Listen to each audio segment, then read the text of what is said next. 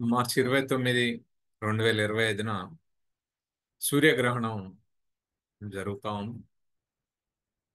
అదేవిధంగా మనం యూట్యూబ్లో అంటే సోషల్ మీడియాలో చూస్తూ ఉంటే చాలా మంది ఛానల్స్లో సోషల్ మీడియాలో చర్చలు పెడతా ఉన్నారు. ఏంటంటే అది ఒకటి సూర్యగ్రహణం అమావాస్య, రెండవది షష్టగ్రహ కూటమి ఒకటి వచ్చిందని, దాని ఫలితంగానే నిన్న మన మయన్మార్లో అట్లాగే థాయిలాండ్లో చూసిన భూకంపాలకి కారణం ఈ షష్టగ్రహ కూటమి, ఈ సూర్యగ్రహణం రావడము అని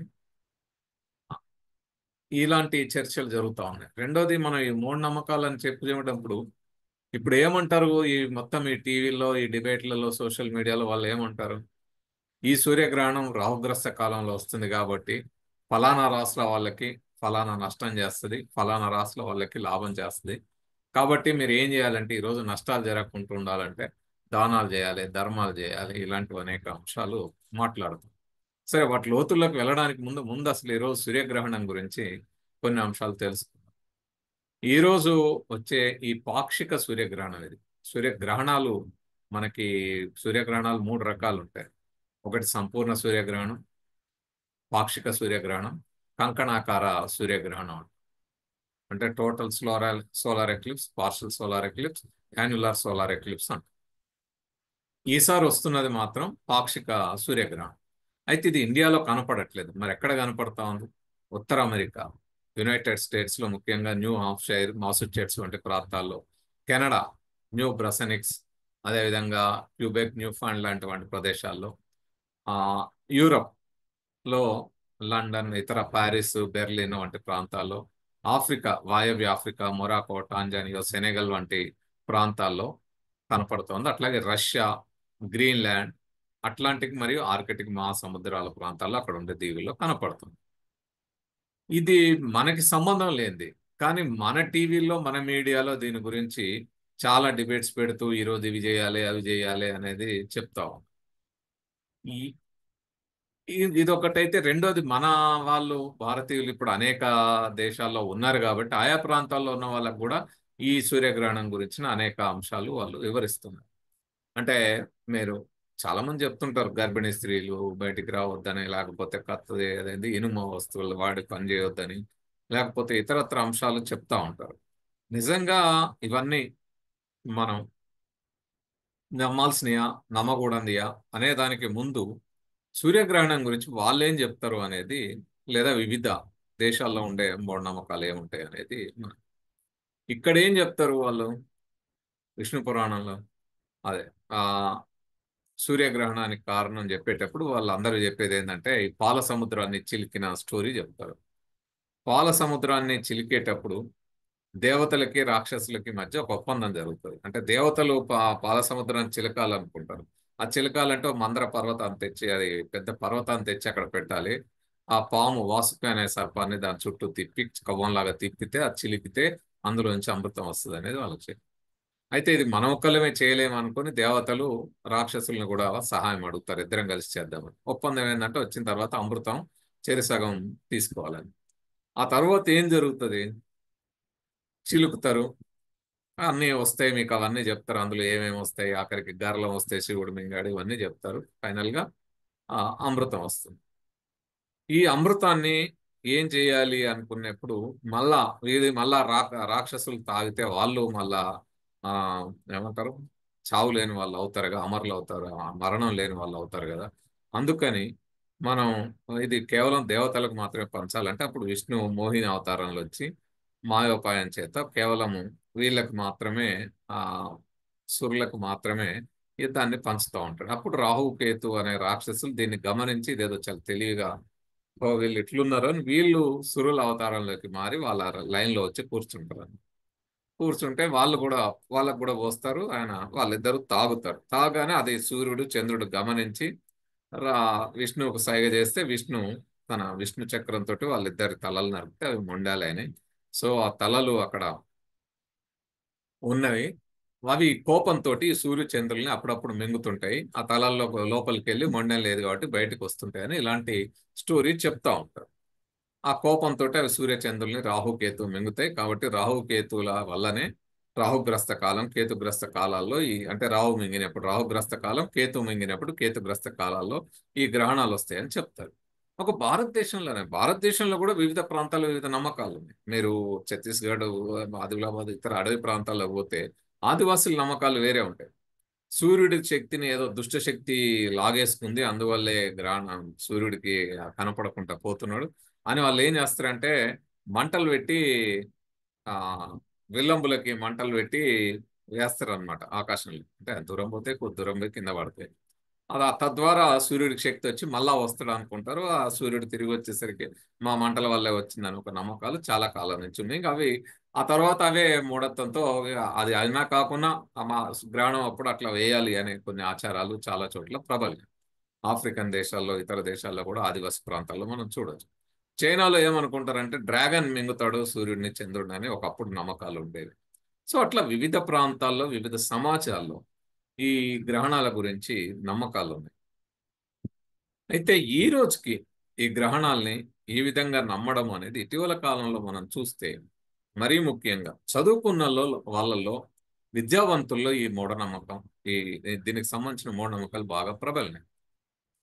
ఎంత ఎక్కువ చదువుకుంటే అంత మూఢనమ్మకం పెరుగుతుందా అనే విధంగా మన సమాజంలో బాగా ఉన్నతంగా విద్యావంతులైన వాళ్ళు కూడా అంటే చదువుకున్న వాళ్ళు కూడా, విద్యావంతులు అనలేము, క్వాలిఫికేషన్స్ ఉంటాయి కానీ మూఢత్వాన్ని మాత్రం వదలలేని పరిస్థితుల్లో ఉంటారు. సైంటిఫిక్ టెంపర్ని వదులుకుంటారు.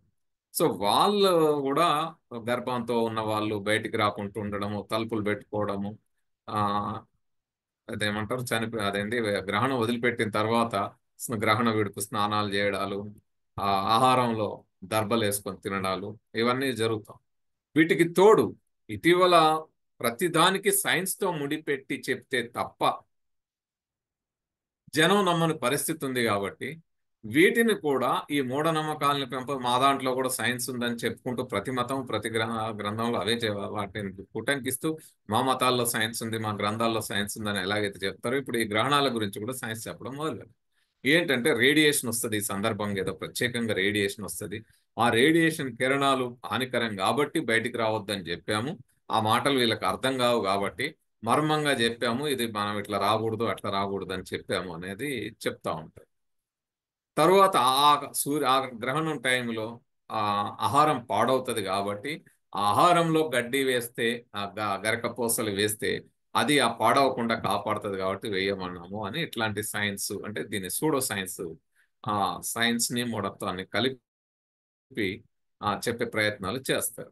నిజంగానే ఆ టైంలో ఏదైనా ప్రత్యేకమైన రేడియేషన్ వస్తుందా గ్రహణాల సందర్భంలో, లేకపోతే ఏం జరుగుతుంది అనేది మనము గ్రహించాలి. దీనికంటే ముందు మనం గమనించాల్సింది ఏంటంటే మనకి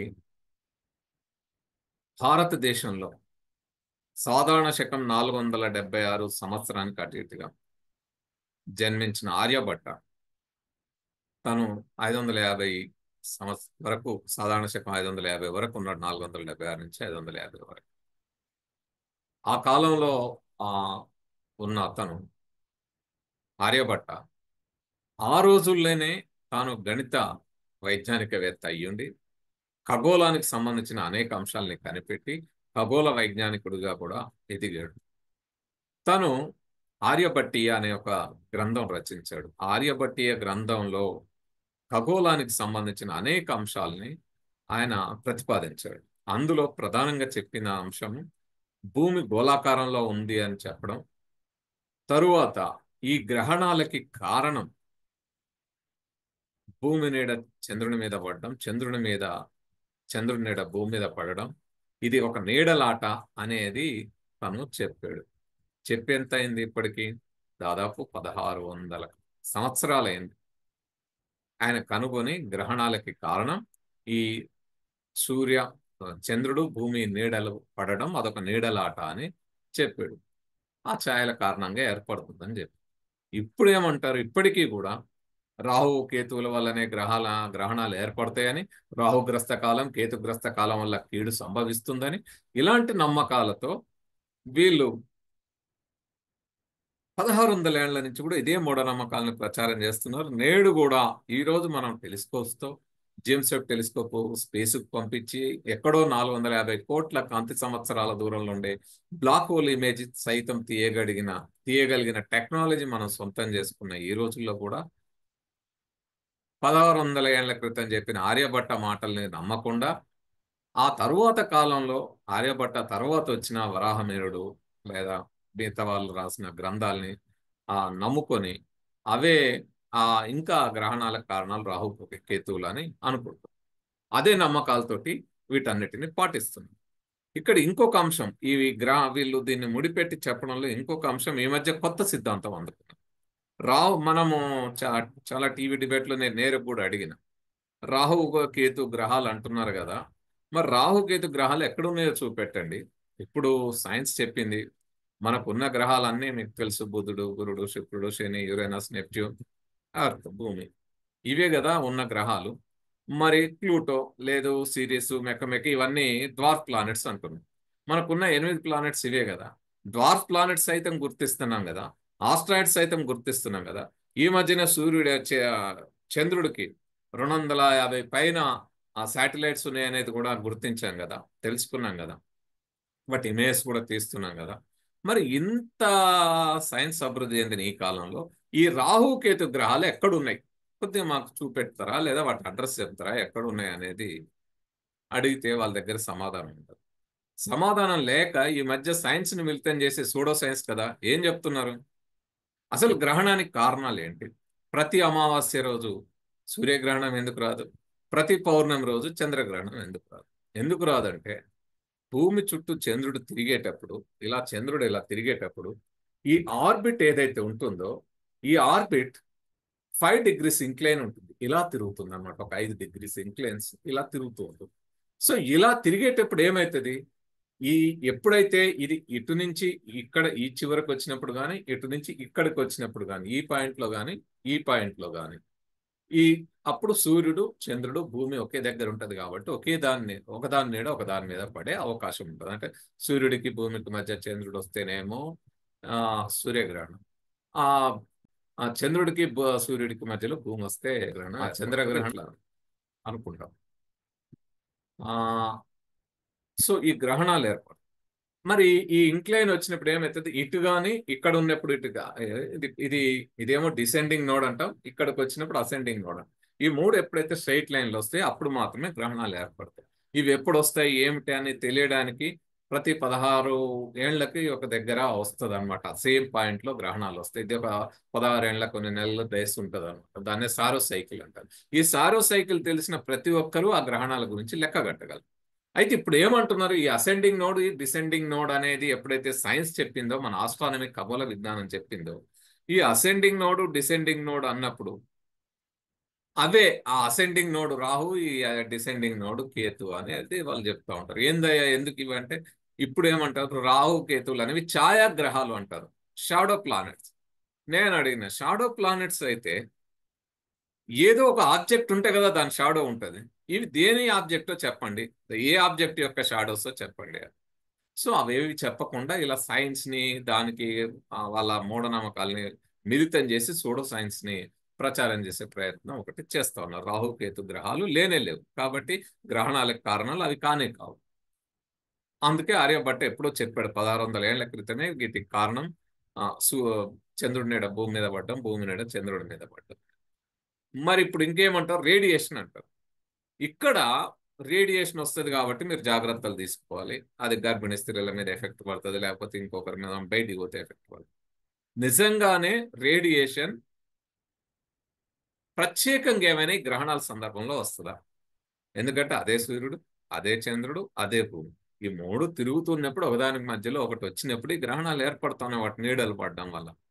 అంతే తప్ప ఇక్కడ ప్రత్యేకంగా ఏదైనా ఇంకేదైనా రేడియేషన్ వెలువడే అది ఉందా?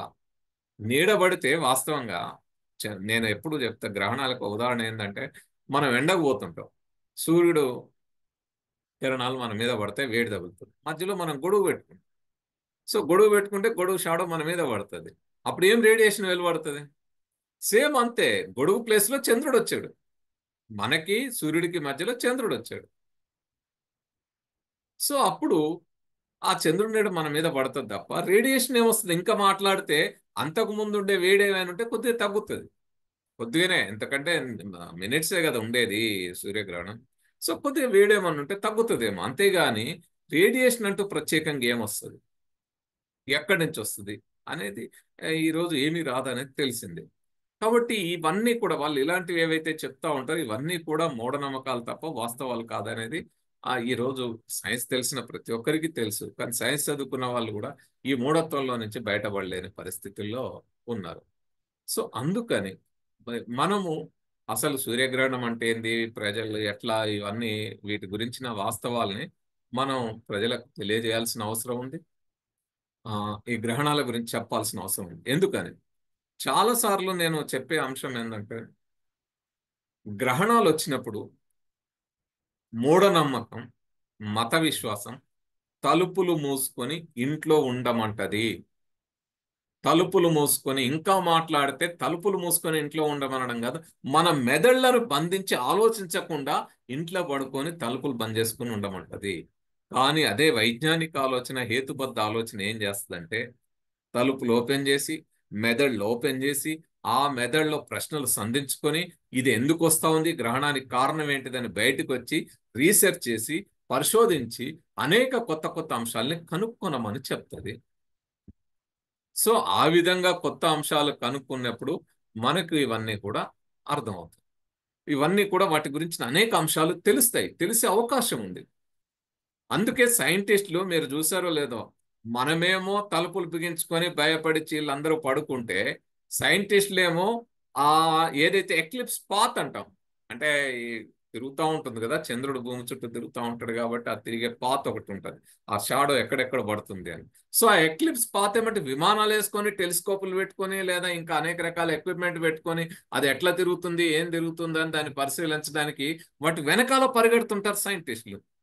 చాలా దేశాల్లో, ఈవెన్ భారతదేశంలో కూడా ఎన్సిఎస్టిసి లాంటి department of science and technology లాంటివి ఏం చెప్తాయి, ఆ టైంలో స్టూడెంట్స్ని బయటికి తీసుకొచ్చి పెద్ద గ్రౌండ్స్లోకి తీసుకెళ్ళి ఆ సూర్యగ్రహణాన్ని అబ్జర్వ్ చేస్తూ అక్కడుండే అనేక రకాల అంశాలని పరిశీలించడానికి కావాల్సిన ఎక్విప్మెంట్తో పరిశోధన చేయండి, రీసెర్చ్ చేయండి, కొత్త కొత్త అంశాలు తెలుస్తాయని చెప్తారు. ఎందుకు ఈ అంశాన్ని చెప్తుంది? కొత్త అంశాలు ఏం తెలుస్తాయి? మన గ్రహణాలని చూస్తే కొత్త అంశాలు ఏం తెలుస్తాయి మనకి? టోటల్ సోలార్ ఎక్లిప్స్ వచ్చింది మన గుంటూరు ప్రాంతంలో. గుంటూరు ప్రాంతంలో సోలార్ ఎక్లిప్స్ ఆ ప్రాంతంలో వచ్చినప్పుడు అనేక దేశాల నుంచి సైంటిస్టులు వచ్చి ఆ గుంటూరు ప్రాంతంలో ఉండే పొగాకు తోటల్లో టెలిస్కోప్లు, ఇతర అంశాలు, కెమెరాలు అవన్నీ పెట్టుకొని వాళ్ళు ఆ సందర్భంగా దాన్ని అనేక అంశాల మీద పరిశోధన చేశారు. చేసినప్పుడు ఏం జరిగింది తెలుసా? అక్కడ వాళ్ళు పరిశీలిస్తుంటే ఆ స్పెక్ట్రంలో కొత్త కాంతి కనపడ్డది. ఇదేమిటి, సూర్యుడిలో కొత్త కాంతి ఏమిటి ఇది అని వాళ్ళు కనుగొని అదే హీలియం అనే ఎలిమెంట్ అని కనుగొన్నారు. అందుకే హీలియం అంటే హీలియాస్ అంటే సూర్యుడు. సూర్యుడి పేరుతో హీలియం అనే మూలకం, దాని కొత్త మూలకాన్ని హీలియం అని పేరు పెట్టారు. So first helium was discovered at the time of solar eclipse. So solar eclipse అప్పుడు మనం చూడటం వల్ల ఏం జరుగుతూ ఉంది, ఒక కొత్త ఎలిమెంట్ మన భూమి మీద అప్పటి వరకు గమనించని గుర్తించిన ఒక కొత్త ఎలిమెంట్ సూర్యుడి మీద కన్నా దొరికింది, దానికి హీలియం అని పేరు పెట్టుకున్నాం. ఆ తర్వాత అనేక పరిశోధనలు మనం కూడా మన దగ్గర కూడా చూసాం. సో ఒక కొత్త ఎలిమెంట్ కనుగొనడానికి కారణం ఏంటంటే కొత్త ఆలోచన మనకి తెలిసింది, కొత్త అంశం తెలిసింది. అదే కాదు, ఐన్స్టీన్ ఒక సూత్రం చెప్తాడు, అంటే థియరీ ఆఫ్ రిలేటివిటీలో మొత్తం యూనివర్స్ కర్వ్ లో ఉంది, మీరు ఎక్కడికి వెళ్ళిన స్పేస్ టైం కర్వ్ ఇవన్నీ చెప్తా ఉన్నాడు కదా. సో ఆ కర్వ్ లో ఉంది అనే దానికి లైట్ కూడా, యూనివర్స్ పెద్ద కర్వ్ లో ఉంది కాబట్టి లైట్ కూడా కర్వ్ లో ఇలా కర్వ్ లో ట్రావెల్ చేస్తుంది. అంటే యూనివర్స్ కి వెళ్ళినప్పుడు మనం ఏం చేస్తాం, సూర్యుడి నుంచి ఇక్కడికి లేదా మన గెలాక్సీ ఒక ఈ ప్రాంతాల్లో light travels in the straight line అని చదువుతాం. సో వాస్తవమే, light travels in the straight line. కానీ యూనివర్స్ చూసినప్పుడు ఆ బిగ్ ఆ మాజీ భారీ స్థాయిలో దాన్ని చూసినప్పుడు ఆ యూనివర్స్ కు కర్వేచర్ నేచర్ ఉంది కాబట్టి ఇలా, సో లైట్ కూడా కర్వ్ లో ప్రయాణం చేస్తుంది యూనివర్స్ లో అనేది ఒక హైపోథిసిస్ చెప్తాం. అది నిజమా అని గమనిస్తే లైట్ ఆ కర్వేచర్ లో వచ్చింది కాబట్టి మనకు ఆ విధంగా కనపడింది అనేది సైంటిస్టులు, అంటే ఐన్స్టీన్ చెప్పిన ఒక హైపోథిసిస్ ఏదైతుందో దానికి సంబంధించిన ఒక ప్రాక్టికల్ ఎగ్జాంపుల్, ఒక నిర్ధారణకి రావడానికి కూడా వాళ్ళకి ఆ రక సూర్యగ్రహణం టైంలో జరిగిన పరిశోధన వల్ల తెలిసింది. కాబట్టి సూర్యగ్రహణాల్లో మనం ఏం చేయాలి? మన పిల్లల్ని బయటికి తీసుకొచ్చి పరిశోధనలు ఇవన్నీ చేయించే ప్రయత్నం చేయాలి. ఇంట్లో పడుకోబెట్టొద్దు. మనం కూడా బయటకు వచ్చి ఆ ప్రయత్నం చేయాలి. అయితే ఇంకొక అంశం వస్తుంది ఆ టైంలో. మరి సూర్యగ్రహణాన్ని నేరుగా చూడవచ్చా? గ్రహణాన్ని నేరుగా చూస్తే ఆ సూర్యుని మన అంటే ఆ సూర్యకిరణాల వల్ల కళ్ళు పాడైతాయి కదా.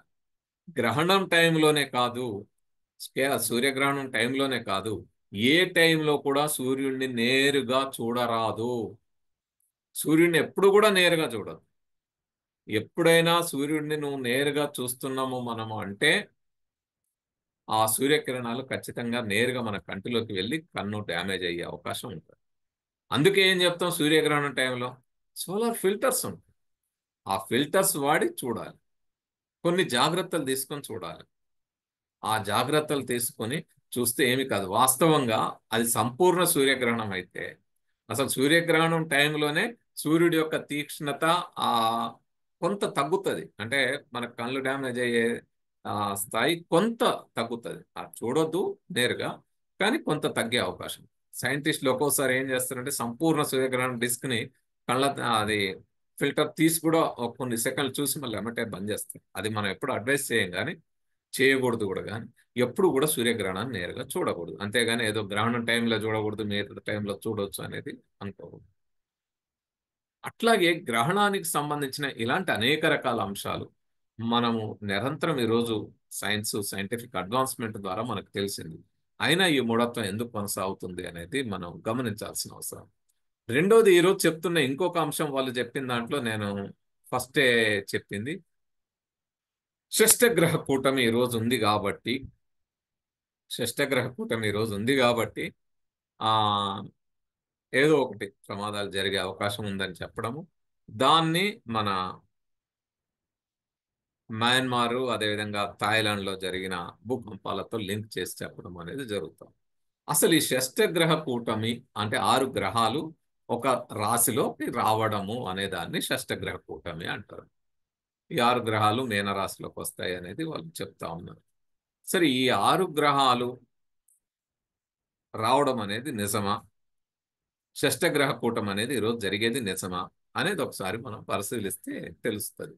ఎందుకని వీళ్ళు చెప్పే 6 గ్రహాలు ఏంది? ఈరోజు షష్టగ్రహ కూటమిలో వచ్చే 6 గ్రహాలు ఏంటివంట? రాహువు, బుధ, శుక్ర, సూర్య, చంద్ర, శని. రాహు, బుధ, శుక్ర, సూర్య, చంద్ర, శని, ఈ 6 గ్రహాలు అంట. రాహు అసలు గ్రహం రాహు అనేదే లేదు అని మొదట్లే అనుకున్నాం మనం. రాహు కేతువులు లేనే లేవు. లేనప్పుడు ఇంకా షష్టగ్రహ కూటమి అది ఆ రాశిలోకి ఎట్టొచ్చి నీకు కనబడుతుంది? సో ఇదొక పెద్ద అబద్ధం. ఆ తరువాత ఏంటిది? బుధ అంటే మెర్క్యూరీ, శుక్ర వీనస్. ఇవి రెండు ఎప్పుడూ సూర్యుడి దగ్గరలో ఉండే గ్రహాలు. ఇవి సూర్యుడి పక్కకే ఉంటాయి. ఎప్పుడు చూసినా కూడా సూర్యుడికి దగ్గరే ఉంటాయి. అవి దగ్గర గ్రహాలు కదా. దాదాపు ఈ మూడు ఎప్పుడు ఏదో ఒక రాశిలో ఉంటూనే ఉంటాయి. ఎక్కువ కాలం ఒకే రాశిలో ఉండే అవకాశం ఉంటుంది. కాబట్టి అవి వేరే కొత్తగా వచ్చి ఇక్కడ ఏదో చేరుతున్నది ఏమీ లేదు. ఇక ఏం చెప్పారు? సూర్య, చంద్ర. సూర్యుడు, చంద్రుడు గ్రహాలే కావు. సూర్యుడు అనేది ఒక స్టార్. మూన్ అనేది శాటిలైట్, మనందరికి తెలిసిందే. అవి గ్రహాలే కావు. ఇక షష్టగ్రహ కూటమి ఎక్కడుంది? ఇక్కడ మాట్లాడితే కొత్తగా ఏదైనా ఆ రాశిలోకి వచ్చి మనకు కనపడుతుంది అంటే అది శని, సాటర్న్. ఇక మీరు మెర్క్యూరీ, వీనస్, సాటర్న్ ఈ మూడే కదా ఒక గ్రహాలు ఒక దాంట్లో ఉండేది. కాకపోతే ఏదన్నా ఏమంటాం మన సన్ కూడా ఉండొచ్చు అక్కడ. ఈ నాలుగే కదా ఉండేది. చంద్రుడు అంటారా? ఒకవేళ చంద్రుడు కూడా వాళ్ళ లెక్క ప్రకారం ఉన్నాడు కదా, ఫిజికల్ గా. రాహు అయితే లేదు, అబద్ధం. చంద్రుడు కూడా ఉన్నాడు అనుకుంటే, చంద్రుడు నిరంతరం భూమి చుట్టూ తిరుగుతూ ఉంటాడు కదా. ఎప్పుడు అక్కడే ఉంటాడు కదా. భూమి ఎక్కడ ఉంటే అదే రాశిలో ఆయన ఉండాలి. లేదా మనం ఇటు తిరిగినప్పుడు అటువైపు వచ్చినప్పుడు మనకి ఆ సూర్యుడు రాశి పక్కకు ఒకసారి కనపడ్డాడు అంటే అది కొన్ని గంటలు కూడా ఉండాడు, ఇటు తిరిగిపోతా ఉంటాడు. సో ఈ షష్టగ్రహ కూటమి అనేది ఎక్కడ కూడా మనకి అది ఉండదు. ఎందుకంటే మనకు దాదాపు బుధ గ్రహాన్ని గనక మెర్క్యూరియన్ గనక చూస్తే ఈ ఏడాదిలో 6 నెలలకు పైగా అది సూర్యుడు ఉన్న రాశిలోనే ఉంటది. అలాగే శుక్రగ్రహం వీనస్ ఆ సూర్యుడు ఉన్న రాశిలో ఏడాదికి సుమారు 4 నెలలకు పైనే ఉంటుంది. కనుక సూర్య బుధ శుక్ర ఈ మూడు ఒకే రాశిలో ఉండడం అనేది చాలా సాధారణమైన విషయం. ఇక చంద్రుడు అయితే భూమి చుట్టూ తిరగడానికి సుమారు 29 రోజులు కదా, అంటే ఒక నెల కదా మొత్తము తిరిగి రావడానికి. అందులో ప్రతి అమావాస్య రోజున అటు ఇటు కలిసి సుమారు 2.5 రోజులు అది సూర్యుడు ఉన్న రాశిలోనే ఉంటది. ఇది కూడా పెద్ద కొత్తగా వచ్చిన విశేషం ఏమి కాదు. కాబట్టి ఇది మనకి ఇక మిగిలింది ఏదన్నా ఉంటే శని. అసలు ఈ శని ఇవన్నీ ఎంత దూరంలో తిరుగుతా ఉన్నాయి. ఒక్కొక్క గ్రహం సూర్యుని చుట్టూ తిరిగే ఆర్బిట్ వేరు, సూర్యుడి చుట్టూ తిరిగే స్పీడ్ వేరు. మీకు అందరికీ తెలుసు, మన భూమి సూర్యుని చుట్టూ తిరిగి రావడానికి 365 రోజులు పడుతుంది. దాన్నే ఒక సంవత్సరం అనుకున్నాం. అదే శని తిరిగి రావడానికి 29.5 ఏళ్ళు పడుతుంది. సో అది ఎప్పుడు వచ్చినా ఏ రాశిలోకి వచ్చినా సూర్యుడు శని 29.5 ఏళ్ళు అంటే 29.5 ఏళ్ళు పడుతుంది. కాబట్టి అది ఏ రాశిలోకి వచ్చినా దాదాపు 2.5 ఏళ్ల పాటు అదే రాశిలో ఉంటది కనుక అది ఈ రోజు ఉండి ఏదో రేపు పోయేది ఎల్లుండి పోయేది ఏమి కాదు. ఈ రోజే ఏదో ప్రత్యేకంగా ఈ రోజే షష్టగ్రహ కూటమి ఏదో జరిగి వచ్చేది ఏమీ ఉండదు. కాబట్టి ఇక మనం ఒకవేళ పొరపాటున వీటన్నిటిని ఒకేసారి చూద్దాం అనుకున్నాం అనుకోండి. ఒకవేళ మనం ఏదైనా ఫోటో తీసుకొని సూర్యుడు ఉన్నప్పుడు గ్రహాలు కనపడవు, గ్రహాలు కనపడేటప్పుడు సూర్యుడు ఉండడు. సో ఇవన్నీ ఒకే రాశిలోకి వచ్చి ఏదో జరుగుతుంది అనేది ఏమి ఉండదు. అసలు ఈ రాసులు ఎందుకు వచ్చినాయి? రాసులు అనేవి మనం స్పేస్ లో చూసేటప్పుడు, ఆకాశంలో చూసేటప్పుడు కొన్నిటిని గుర్తు పెట్టుకోవడానికి ఆకాశంలో మనకేమి హద్దులు, ఇది ఇక్కడ ఉంది అది అక్కడ ఉంది, సూర్యుడి అడ్రస్ చెప్పాలి, లేదా ఇట్లా మనకు కనపడేప్పుడు ఇటువైపు చూడు అటువైపు చూడు అని చెప్పాలి. కాబట్టి ఆకాశంలో కనపడే నక్షత్రాల్ని మనం ఊహించుకుంటే ఇది ఈ గుంపు ఈ కొన్ని నక్షత్రాలు చూస్తే ఇవి ఈ ఆకారంలో ఉన్నాయి, ఇవి ఈ ఆకారంలో ఉన్నాయని ఆ ఆకారాల ఆధారంగా రాసుల్ని గుర్తించుకోవడానికి మనం ఏర్పాటు చేసుకునే నిజంగానే నక్షత్రాల ఆకారంలోనే ఉంటాయా? ఒక్కొక్క నక్షత్రానికి కోట్ల కాంతి సంవత్సరాల దూరంలో ఉండొచ్చు మనం ఆ రాశిలో ఉన్న వాటిని ఊహించుకునేవి.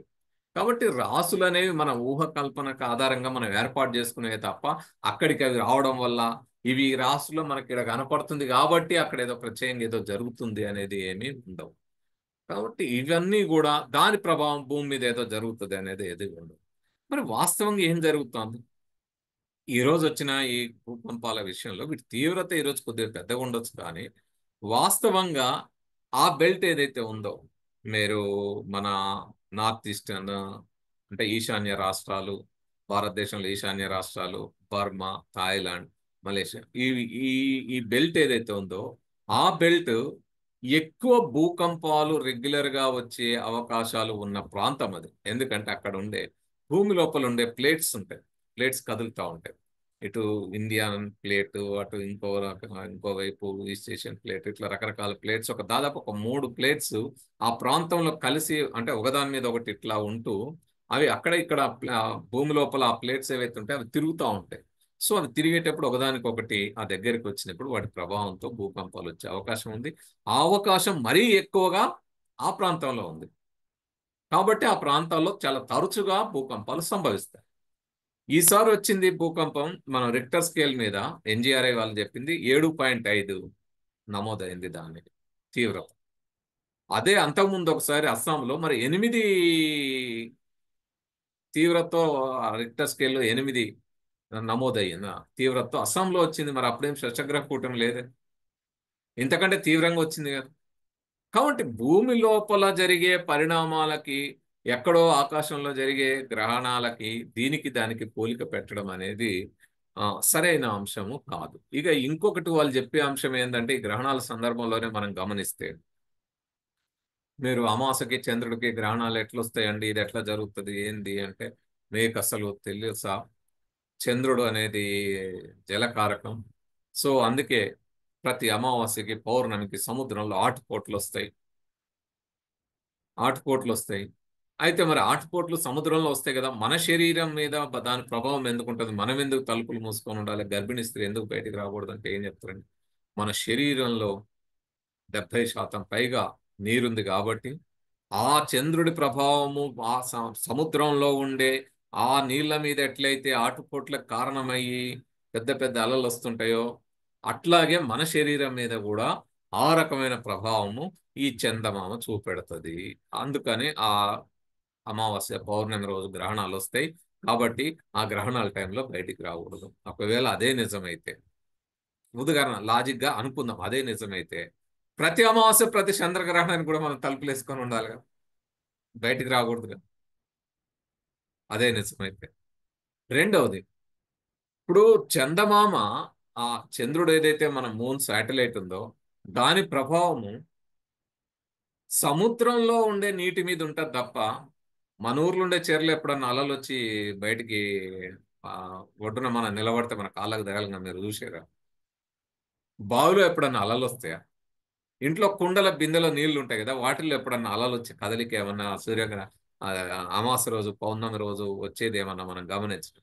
వీటిల్లో ఎందుకు రాదు? ఎప్పుడైనా ఒక, అందుకే ఆ మనకి గురుత్వాకర్షణ సిద్ధాంతం ప్రకారం న్యూటన్ గురుత్వాకర్షణ కనిపెట్టాడు కదా, దాని తర్వాత ఆ గురుత్వాకర్షణ సిద్ధాంతం ప్రకారం అంటే పెద్ద పెద్ద ద్రవ్యరాశులు ఎంత మాస్ ఎక్కువ ఉంటుందో ఆ మాసుల యొక్క ద్రవ్యరాశి ఆ m1 × m2/d² అంటే వాటి దూరాల మధ్య విలోమానుపాతంలో ఉంటుంది, దూరపు స్క్వేర్ల మధ్య. అది ఎంత దూరంలో ఉంది, దాని మాస్ ఎంత ఉంది, దీని మాస్ ఎంత ఉంది, దాని మాస్ ఎంత ఉంది అనే దాని ఆధారంగా ఏ- ఆ, ఇవంతా ఆధారపడి ఉంటుంది. సో దాని ఆధారంగా చూసినప్పుడు వాస్తవంగా ఇతర గ్రహాల యొక్క ప్రభావం మన మన మీద ఎంట్రుకలంత ప్రభావం కూడా ఉండదు, వాటి గురుత్వాకర్షణ మన మీద. సో చందమామ గురుత్వాకర్షణ ప్రభావం ఎంత మాస్ అయితే ఉంటుందో, మనం ఎందుకంటే 70-80 కిలోలే ఉంటాం, లేదా 100 కిలోలు ఉంటారు మాక్సిమం మనిషి, సో 110 అంతకంటే ఉండదు. కానీ సముద్రంలో నీళ్లు చాలా మాస్ ఎక్కువ ఉంటది, చందమామ మాస్ ఎక్కువ ఉంటది, కాబట్టి ఆ రెండింటి ప్రభావం అక్కడ కనపడుతుంది తప్ప మన మీద కానీ ఇంకో దాని మీద కానీ కనపడే అవకాశం చాలా తక్కువ. రెండవది, సముద్రంలో కుండల్లో ఉండే నీరు మన శరీరంలో ఉండే నీరు ఒకటి కాదు, ఇది కణద్రవ్య జాలం అంటుంది. ఇప్పుడు కొబ్బరి నీళ్ళు ఉంటాయి, కొబ్బరి నీళ్ళు ఎస్టో మామూలుగా మనం సాధారణంగా మనం తాగే లేదా వాడుకునే నీళ్లు ఒకటి కాదు, ఆ రెండు వేరు. ఇవన్నీ కణద్రవ్య జాలాలు, సో సెల్యులార్ లిక్విడ్స్ అన్నమాట. కాబట్టి దీనికి దానికి అసలు ఏ విధమైన పొంతన కూడా ఉండదు. ఇదంతా తెలియాలంటే అసలు సిసిఎంబికి వెళ్ళాలి, cellular and molecular biology research చేస్తే ఏ సెల్లో ఏ ద్రవ్యజాలం ఉంది, దానివల్ల ఎంత దీని మీద ఎంత ప్రభావం ఉంటుంది, గురుత్వాకర్షణ ప్రభావం కానీ వీటి ప్రభావం అనేది తెలుస్తుంది. అంటే ఏదో ఒకటి, ఒక సైన్స్ ని మూఢత్వాన్ని కలగలిపి సూడో సైన్స్ ని ప్రమోట్ చేయడం అనేది ఈ సందర్భంగా జరుగుతా ఉంది. మూఢత్వం పేరుతోటి ఇవన్నీ జరుగుతా ఉన్నాయి. కాబట్టి ఈ గ్రహణాల సందర్భంలో మనం చేయాల్సిన పని, మన ఇంట్లో ఉండే పిల్లల్ని, మన దగ్గర ఉండే మనకు తెలిసిన స్టూడెంట్స్ ని, మనకు అందుబాటులో ఉండే స్కూల్స్ లో ఉండే స్టూడెంట్స్ దగ్గరికి వెళ్ళి ఈ ఆ గ్రహణాల్లో ఉండే సైన్స్ ని ఎక్స్ప్లెయిన్ చేయడం, ఎలా సూర్యుని చుట్టూ భూమి తిరుగుతుంది, ఎంత స్పీడ్ తో తిరుగుతుంది, ఆ భూమి ఆ చుట్టూ చంద్రుడు ఎలా తిరుగుతాడు, ఎంత స్పీడ్ తో తిరుగుతారు, ఈ రెండిటి మధ్యలో షాడోస్ ఎందుకు ఏర్పడతాయి, ప్రతి అమావాస్య పౌర్ణమికి ఎందుకు షాడోస్ రావు, అసెండింగ్ నోడ్ అంటే ఏంది, డిసెండింగ్ నోడ్ అంటే ఏంది, ఆ నోట్స్ లోకి వచ్చినప్పుడు ఎట్లా గ్రహణాలు ఏర్పడతాయి, అవన్నీ కూడా మనం ప్రాక్టికల్ గా కూడా కొన్ని డెమోన్స్ట్రేషన్ చేసి చూపెట్టొచ్చు. సిమ్యులేషన్స్ కూడా చేసి, ఈ మధ్య అనేక రకాల సిమ్యులేషన్స్ కూడా మనకంటే వీడియోస్ కూడా అందుబాటులో ఉన్నాయి. సో వాటి ఆధారంగా మనం ఈ విషయాలన్నీ చెప్పొచ్చు. ఇవి చెప్పాలి, బయటికి తీసుకురావాలి. ఆ టైంలో మనము సోలార్ ఫిల్టర్స్ ఏ విధంగా వినియోగించాలి, ఏ విధంగా వాటిని అబ్జర్వ్ చేయాలి, లేదు అసలు ఆఖరికి చిన్నగా ఒక డబ్బా తీసుకొని దానికి హోల్ పెట్టి అక్కడి నుంచి ముందుగా ఇది ఒక పేపర్ ఇక్కడ కింద పెడితే మనం ఆ సూర్యుని ఇక్కడ ప్రొజెక్ట్ చేయొచ్చు. పిన్ హోల్ కెమెరా అంటాం. ఆ పిన్ హోల్ కెమెరా ప్రిన్సిపల్ ఆధారంగానే కదా వాళ్ళు చెప్పే హంపీలో ఆ ఆ టెంపుల్లో ఏమంటాం, రివర్స్ ఇమేజ్, ముందుండే గోపురం యొక్క రివర్స్ ఇమేజ్ ఇట్లా పడుతుంది అనమాట. అది ఏందో తెలియని ఒక ఏదో మిరకిల్ అని చెప్తారు, మిరకిల్ కాదు, ఆ రోజులో ఉన్న ఆప్టిక్స్ అనే ఒక సైన్స్ అక్కడ వాడి కట్టింది, నిర్మించబడింది అది ఆ pin hole camera technique. So pin hole cameras ద్వారా, లేదా టెలిస్కోప్ ప్రొజెక్ట్ చేయడం ద్వారా, లేదా మిర్రర్ ని కూడా ఇలా పెట్టి ఆ సూర్యుడికి ఆపోజిట్ లో పెట్టి ఎక్కడ నీడకు ప్రొజెక్ట్ చేయడం ద్వారా మనం ఈ విధంగా తీసుకోవచ్చు. అదే సందర్భంలో మన కంటిను డ్యామేజ్ కాకుండా తీసుకోవాల్సిన జాగ్రత్తలు ఇవన్నీ కూడా చెప్పి మనం ఎడ్యుకేట్ చేయాల్సిన బాధ్యత మనందరి మీద ఉంది.